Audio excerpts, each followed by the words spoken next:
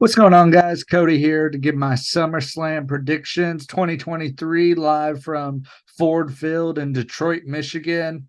Very excited show, man. WWE has not had a bad show at all this year. A bad pay-per-view, I mean. That's probably a better way to put it. There's been plenty of, bad Raws and bad SmackDowns, but when it's come to pay-per-views this year, WWE has been amazing. And this year, I don't think it's going to be any different. I am recording this about an hour after Monday Night Raw went off the air. So if anything gets announced between Monday night to SummerSlam, I'm sorry it won't be covered in this video. But what will be covered in this video is the SummerSlam Battle Royal presented by Slim Jim. The only two contestants that I think have been confirmed are LA Knight and Sheamus. I mean, I haven't seen anything else. I didn't watch Raw tonight. I was busy, but I didn't see anyone get announced for it on Twitter. I think it's LA Knight, man. If he's not going to be the U.S. champion, at least give him a SummerSlam moment to win the freaking belt, you know? What the hell?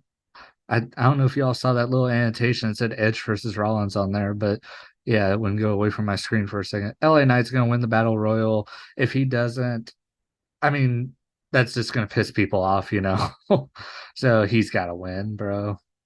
But then again, we've been saying that for months. Like LA Knight should win the US Invitational, and he hasn't. So what the hell do we know? Ronda Rousey versus Shayna Baszler. It doesn't have it updated on the website here, but it is a MMA rules match. Very disappointed they didn't use the fight pit. I don't know the logistics of doing that in like the middle of the show though. I don't know how it would look with the ring, like getting the fight pit set up and then having to get the ring back set up because they take the ropes down and stuff for it, don't they?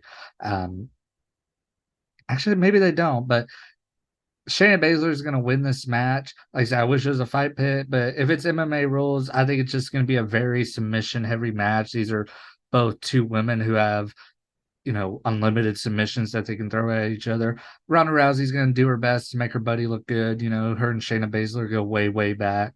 And, Rousey, I guess, is leaving after SummerSlam. I don't think this is it for Ronda Rousey in WWE. Something in my gut just tells me that this isn't it for her. I know she's had a rough time with the fans and all that, but she's got that wrestling bug. She's been a wrestling fan since she was a kid. I don't think this is it for her. I think it's just a I'll see you later kind of thing. And she's gonna put Shayna Baszler over strong, and hopefully that leads to a title push for Shayna. Logan Paul versus Ricochet. From everything I've heard, Logan Paul apparently he said this on his podcast actually that he requested that they open the show because I guess Jake Paul, his brother, has a fight in Dallas against. Is that the Nate Diaz fight or has that already happened? I don't know. I don't keep up with boxing, but he requested that they open the show so he can get out of there and try to fly to Dallas and make it in time for the fight. So if that's the case, I think they'll give these dudes about 20 minutes to open the show, and this match is going to be insane, dude. Just because you got probably pound for pound the two most athletic dudes in WWE. I mean, you can throw Seth Rollins up there; he's probably one of the most athletic dudes as well. But Logan Paul and Ricochet are just world class, you know. So I am very much looking forward to it. They didn't announce like any street fight rules or anything, but either way, one of these dudes is going through a table, going through the announce table. Somebody's going to jump from the ring into an announce table. They may go through two announce tables. You know, Logan Paul may go through one, then Ricochet may go through the other. I could see something like that playing out in this match. But Logan Paul, he lost to Roman Reigns, he lost to Seth Rollins. He's due for a win. And, Ricochet, it's not like Ricochet's like a main event guy like Roman Reigns or Seth Rollins. He's a middle of the card guy. And if anything, it probably makes him look better facing a celebrity like Logan Paul. So if he comes out of this losing, he's going to look even better, And that's why I think Logan Paul is going to win. This is probably the second match I'm most excited for. I don't know. Actually, I might change that because the Intercontinental Championship, Drew McIntyre versus Gunther. It wouldn't surprise me if Drew McIntyre won. I just don't want him to because I want Gunther to be the longest reigning Intercontinental Champion of all time. And by the time SummerSlam rolls around, he'll be about a month away from that. And I just don't want him to lose the belt. And that's why I'm going to predict him to win. But dude, they've had matches on SmackDown that were excellent. That triple threat match at WrestleMania is one of the top matches of the year between WWE and AEW. It's one of the best matches, period. So they have good chemistry. It's been shown. I think this is going to be very similar to the Sheamus matches, but I think Gunther is going to roll on. Drew McIntyre is going to look good in defeat, though, and I mean that's the thing. Same thing with Ricochet. You can look good in defeat, and then eventually, who knows? Maybe Drew McIntyre will be able to take the belt off him after Gunther breaks the record. WWE Women's Championship. Asuka versus Charlotte Flair versus Bianca Belair. I don't hate Charlotte, but I don't want her to win the women's championship. I am just almost knocked my microphone over. I just don't want her to win, dude. I want Asuka to win actually because I think she hasn't really gotten a fair shot. Like she's kind of won the belt, but then been in the background between Charlotte and Asuka, and or between Charlotte and Bianca, excuse me. So it's either going to go two ways. Asuka is going to pin Bianca, and then they'll tease a cash in with Io Sky, but it won't actually happen. Or Charlotte Flair is going to win, and then Io's going to cash in, which I don't want that to happen either, dude, because this would be like what, the fourth time that Charlotte has had money in the bank cashed in on her. I mean, that just doesn't make it makes Charlotte look stupid as she keeps getting cashed in on, like she got cashed in by Carmella, she got cashed in by Bailey, and then got cashed in on by Nikki ASH, Nikki Cross. If this is the fourth time that Charlotte wins a belt and then gets cashed in on, it just makes Charlotte look stupid, and then it makes it obvious what you're doing, just trying to pad her stats.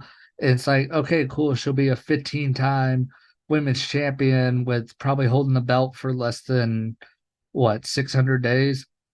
Like look at John Cena. He's what, 16-time world champion, but he's held the belt for what, over 1,500 days, I think. We someone else besides me can go do that math, but I know for at least the WWE championship it's over 1,000 days, and then y'all can look at the world heavyweight championship and do the math on that. My official pick, because I've kind of just rambled now, is Asuka, just because I want her to win, but it's not going to shock me. It doesn't shock me if Bianca wins either, but it really wouldn't shock me if Charlotte Flair wins. War Man, this is the hardest match to predict. World Heavyweight Championship. Seth freaking Rollins versus Finn Balor. Here's one way I'll put it. If Finn Balor comes out as a demon, he's winning the championship. Seth Rollins, as the date of this recording, has been champion for 66 days. That just doesn't feel like a long time for being the first world heavyweight champion, especially considering he hasn't held a world championship in like 4 years until he won this belt. But Finn Balor also won the belt and held it for 22 hours, and that's the only time he's been world champion on the main roster. I I think Seth Rollins is going to win, but then there's also the Damian Priest factor with him winning Money in the Bank. And somebody floated the idea, I think it was Solid Monster, of Damian Priest cashing in the middle of the match and making it a triple threat match and then taking the pin. That way it doesn't hurt Finn Balor that much. But I don't know, dude. I mean, that'd be so many. There's been so many Money in the Bank winners in recent memory that have just had failed cash ins. You had Theory last year. Who had it the year before that? Big E. And then you had Braun Strowman. He cashed in against Roman Reigns, and then that match ended in a DQ. Then you had Baron Corbin. Like, And I know there's one other dude I'm forgetting. He had Otis, and he eventually lost it to the Miz, and the Miz had a successful cash in. I know there's one other dude I'm probably forgetting, but there's just been too many Money in the Bank blunders in recent memory for Damian Priest to fail, especially with how Theory's cash in went last year, which was horrible. They need something big, and him taking the fall, because if he cashes in, makes it a triple threat, and then takes the fall, it's going to make him look stupid. But I'm rolling with Seth. Oh man, it's such a hard match to predict because Judgment Day is pushed like crazy. They just main evented Raw. They are on NXT. They're on SmackDown. They're all over Monday Night Raw. I mean, this is a really hard match to predict, dude, just because Judgment Day is getting the push. But I mean, they're getting that push right now, even without Finn Balor being world champion. And right now, I just feel like I'm talking myself into Finn Balor becoming world champion. And maybe that's why I'm now going to switch my pick to Finn Balor becoming the world heavyweight champion. I'm sorry, I'm going back and forth all over, but man, it's just a tough match to predict, man. And I guess that's what's great about wrestling is when you don't know what's going to happen, it'll probably make the investment in this match even higher. Finn Balor, that's my pick. Cody Rhodes versus Brock Lesnar. Doesn't look like they added any stipulation on Raw tonight, which I'm a little disappointed by. Man, I really loved their first match. I thought their second match was kind of This match, if they let him bleed, and if you can redo that spot where Cody's about to pass out in the Kimura and then he can power it out. I don't know if he's strong enough to lift Brock Lesnar up, but that'd be a cool spot if he's in the Kimura and then he can lift out of it. Because I mean, Cody Rhodes is strong. I mean, just look at the dude, and he's going to be the winner. Brock Lesnar's probably going to disappear until Royal Rumble, Royal Rumble WrestleMania season, just because there's no other like obvious feuds for him. I mean, he might make the Saudi show, but I think he's going to be gone for a while after this, just because this Cody feud was like the biggest thing for him. And unless he's going to go after Seth Rollins next, I think it's just going to be Cody Rhodes and Brock Lesnar. Or I think it's going to be Cody Rhodes beating Brock Lesnar, excuse me. And then where does Cody go after that? Yeah, it wouldn't hurt if he beats Lesnar, but then they do like an injury angle or something and he's off TV for a bit just because if he's on TV and he's not challenging for a belt or something like that, man, it's just you're killing, you're kind of wasting him until WrestleMania. Like you risk the chance of him not being as over heading into WrestleMania next year.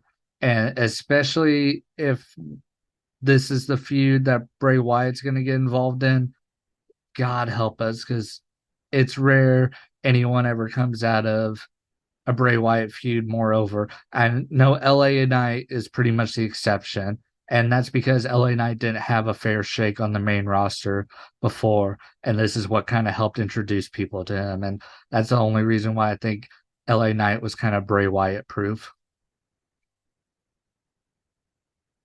Undisputed WWE Universal Championship. Roman Reigns versus Jey Uso. This match is also for the title of head of the table. And it is a tribal combat match, which makes me a little interested just because Jay now has the ability to use weapons. But if it's essentially a no DQ match, that also means Solo Sikoa can get involved. And I think that's basically going to be the same song and dance that we have every year with Roman Reigns and a big WrestleMania match, a big SummerSlam match, any big match he has, it is an Uso getting involved, it's Solo Sikoa getting involved, it's Paul Heyman getting involved, and I think this is how the match is going to play out. Or Jimmy Uso gets involved and costs his brother. There's no way Jey Uso is going to be world champion, but I would like it because I think he's the more talented Uso. I think it's pretty obvious now. And I like Jey Uso a lot, and he has been incredible. He's had killer promos since this feud has been reignited. But Roman Reigns ain't dropping that belt until WrestleMania 40. But what's next for Roman Reigns after this? From what I'm reading, he is not going to be at Payback. He's not going to be at Fastlane. He's not going to be even at Survivor Series. And if the goal is to get Roman Reigns more hated by taking him off TV and not defending the belt, that's really going to work, actually, because it's going to piss people off. And then if he ends up facing Cody Rhodes at next year's WrestleMania, it's going to even increase that pop. I still don't really know how I feel about the booking decision this year at WrestleMania. Part of me still feels like Cody should have won the belt because you still probably could have done this feud over the head of the table without having the Universal Championship involved. But then again, it makes things more interesting with the belt being on the line. But that looks like that's our SummerSlam card.